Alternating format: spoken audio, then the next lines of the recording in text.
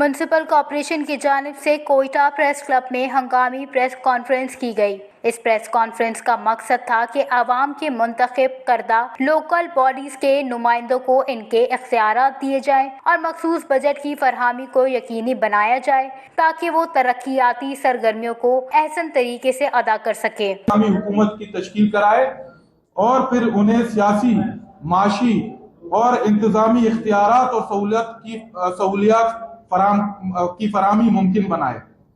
मगर इस मुल्क का सबसे बड़ा अलमिया यह है कि मकामी हुकूमती नुमाइंदों के अपने इख्तियारात की बातें और फंड्स की फराहमी की बातें हमारे पार्लियामेंटेरियंस की आंखों में कांटे की तरह चुभती हैं।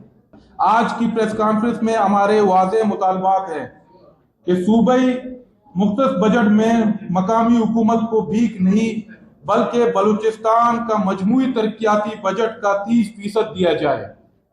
और हमारा मुतालबा है कि LCFC में मकामी हुकूमती चेयरमैन और मेयर्स की भी नुमाइंदगी दी जाए ताकि ये अमल शफाफियत से हो। और हमारा मुतालबा है लोकल गवर्नमेंट एक्ट 2010 का सेक्शन 129 को फिलफौर खत्म किया जाए।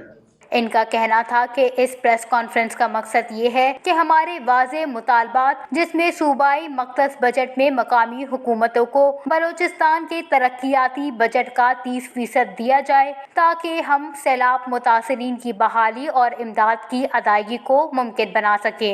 मजीद इनका कहना था कि लोकल काउंसलर्स के डेवलपमेंट बजट फिजिकल एयर की पहली समाई के दरमियान में फराहम किए जाए। अगर 15 जून तक हमारे मुतालबात में पेशरफ्त नहीं की गई तो हम बलूचिस्तान भर से तमाम मेयर चेयरमैन के दफातर बंद कर हर किस्म की बल्दियाती सरगर्मियां बंद कर देंगे।